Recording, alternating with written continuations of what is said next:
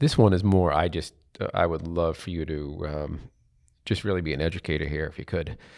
Real assets have historically outperformed during periods of high inflation, especially multifamily. Why multi?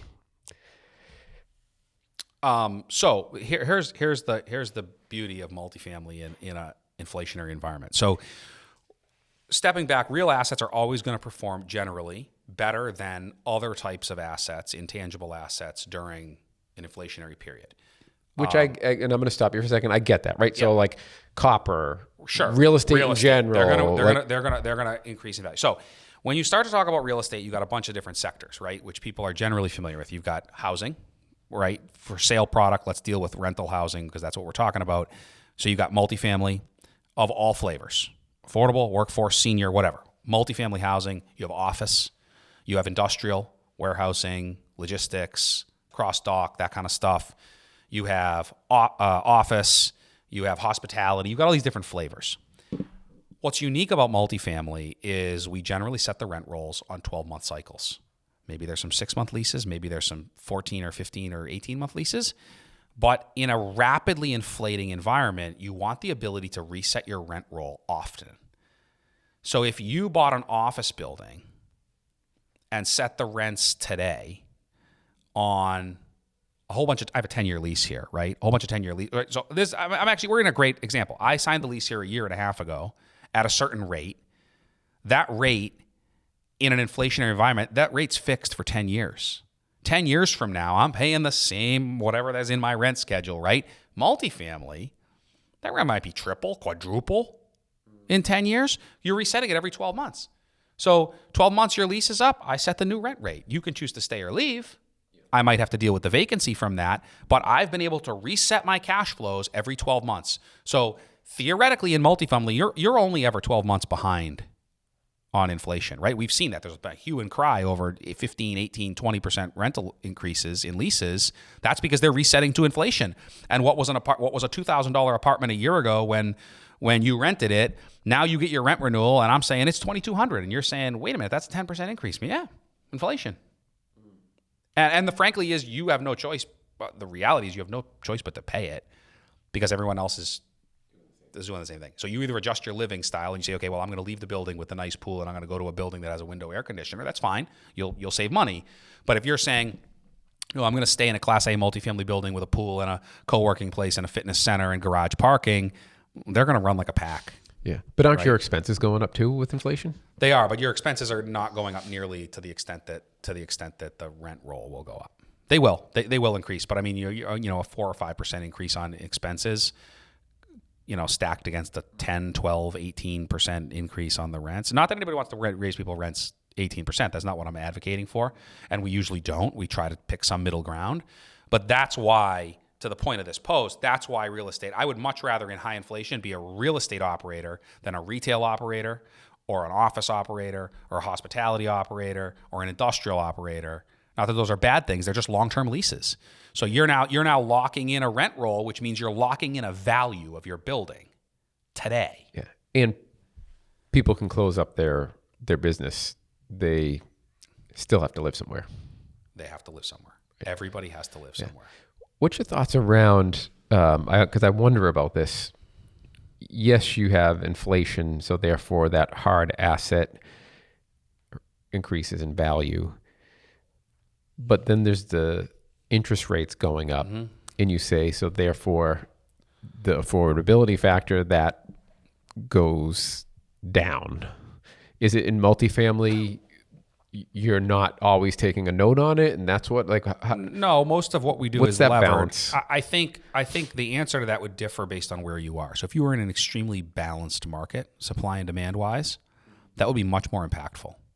But the reality is, in a radically undersupplied market like Boston, but the United States in general, but in particular, Boston is radically undersupplied. The demand for product outweighs the increased cost, right? So yes, theoretically increased interest rates are going to raise cap rates. They're going to depress values. People are going to go live somewhere else. The reality is they don't here, right? And people will still buy multifamily buildings with a 7% interest rate. They will. But won't they won't pay love less it for it? They might pay a little bit less for it, but it's not entirely correlated. Okay. They will as cap rates go up. But I can tell you that the expansion so if you look at cap rates, which is the capitalization rate, it's how multifamily buildings, well, any real estate's valued. It's basically a multiple on the NOI. So the net operating income. So if you take cap rates, they've expanded, I would say, about 100 basis points, 1%. So meaning from like 5 to 6 or? They went from, say, core like 3.5 to 4.5 right now. Okay. Maybe there's some stuff that you get it further out, maybe some stuff at 5. But like they've expanded about 100 basis points. What have interest rates expanded in that time period? To buy multifamily real estate from they've expanded 600 basis points. Yeah. Right? So there is an expansion. Theoretically, you dropped in value a little bit, but not necessarily correlated at all to the full interest rate, right? Interest rates went from 2%. There was interest rates in the ones, right? You could get interest rates at 1.85, 2%. So you went from 2% to now 6%, 7%, 8%, depending on the asset, the town, the leverage, stuff like that. That's way more impactful than the cap rates. Interesting. I love that. That's a great education. Can I go off script here? Go for it. We always hear that there's a housing crisis, and you hear people shouting out numbers of, we need, 2 million more units every year, this and that. Yeah. If we need 1 million more units, why isn't there millions of, I understand there's a homeless population, but I don't think the homeless issue is around lack of housing. It's not. It's, addiction and all that other kind of stuff. Why aren't there millions of people roaming the streets right now? Like, when someone says we're I think the two big things that play into that are household formation and deformation. So you've got the factor of who's, combined households living together, whether it's parents and children with parents, so that 20 roommate situations, right? I think does that account for all of it? Probably not. Mm-hmm. But we're historically, I think it's 1.9 million homes per year. We're undersupplied right now in the country. That's a lot of houses. Yeah. That's just, you can't build your way out of that. So the thought process is this is a person living in their mom's basement. They would like to be purchasing a house or having an apartment. It's too expensive. Right. And is the thought that as more housing comes on the market, that brings the pricing down a little and gets that person in? The problem is we can't physically bring housing on, except perhaps in Everett, Massachusetts. We can't possibly bring that supply online that fast. You just can't, if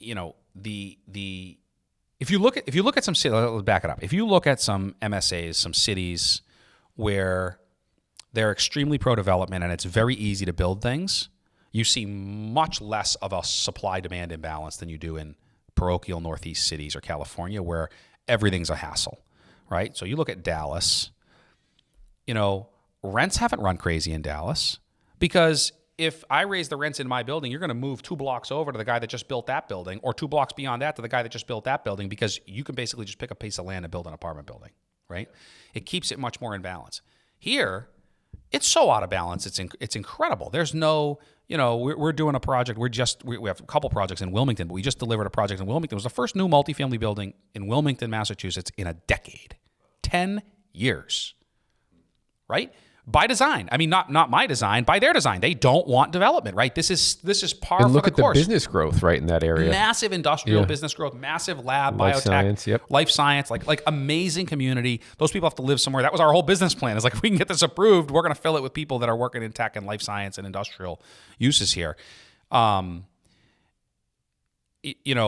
think if we bring it hyper local in Massachusetts, the housing crisis is not about subsidies. It's not about Section 8. It's not about inclusionary zoning. It is none of those things, right? Those things at best nip around the edges. The real underlying issue is we are not building enough homes, enough for sale homes, enough for rent homes, enough luxury homes, enough workforce homes, everything, every flavor, right, of lollipop here that we can look at. We're not building enough. And as long as we're going to maintain that and we're going to oppose housing, right? It was a post. I won't say who posted it, but a local developer Boston developer, made a post about a recent project on LinkedIn. I saw it. Yeah, that was an amazing project. That was an amazing redevelopment project, primarily housing based, but really well done, really well designed. It's absolutely what should happen there at the site. And of course, there was 350 neighbors in complete opposition. Pitchforks were out. It was an absolute non-starter with the city. Torches were like ready to tar and feather the developers. And from our perspective, we look at it and we say, you want to know why rents are so high? You want to know why there's no housing availability for people? It's because you won't let houses be built. There is any developer that builds new construction, especially multifamily, knows, the surest way to drop prices is to bring a new building online in the same community. I leased up Caldwell and Lynn right against Dolben, who was leasing up Breakwater with 300 units. I had 260 units. They had 330 units. Nothing drops prices quicker than options, right? And I was no longer the only game in town. And suddenly we had to offer more concessions and we had to offer discounts and we had to drop prices, and they were the same thing, right? You have competition is what brings prices down, right? This is basic economics. We've lost the plot, and frankly, we've gotten so fixated on the buzzwords. Well, we're gonna change the inclusionary zoning policy to be 20% at 60% AMI. That's not going to solve the issues. That's going to shut off development, and now you don't have any units in your inventory, right? And from our perspective, everybody's just going to say, well, it's the developers talking. The developers want more money. The developers want more housing. This is basic math. We don't have enough houses for the people that live here. And it compounds the issue because now the only houses that are getting built are what we would consider high luxury, right? So land prices have become so excessive right now that to build a new single family home, you can't build a $600,000 new home, right? So you want a brand new home in Massachusetts? $1.5 million right now. Somewhere between $1 million and $1.5 million for a brand new home. Not even a fancy one, right? Why are all the apartments being built luxury apartments? Because there's lots of high-paying jobs, and they have expectations of what they're going to live in. So we've built an amazing culture here based off of the meds and eds in Boston. You got kids coming out of these schools. They're earning $150,000, $200,000 a year out the gate. They don't want to live in a walk-up tenement-style apartment building, like my great-grandparents lived in. They want to live in a Class A apartment building that feels a lot more like the Four Seasons than an apartment building. That's just what their expectations are. So the market goes to where the market is. If that's my renter base, that's what I'm going to build.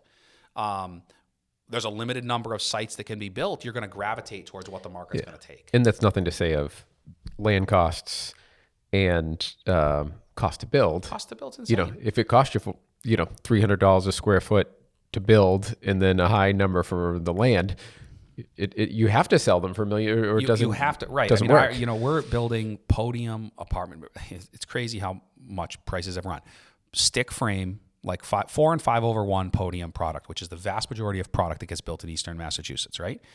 That stuff was under $300,000 a unit, all in land, softs, hard costs, everything, all in $300, $310, immediately pre-COVID. Today, that product is mid to high 400,000s, if not 500,000. Most units I think we're delivering units right now in the 475, 480, and that's like a lot of work to get them there. To build an apartment, not a house. So I'm talking an apartment. That's average over the building. So like the studio you get all the apartment that you're renting for efficiencies $2,100 cost me $450,000 to build. That's what's crazy right now. So you don't have the ability to say, out of the goodness of your heart, well, we're going to rent those for $1,500 a month.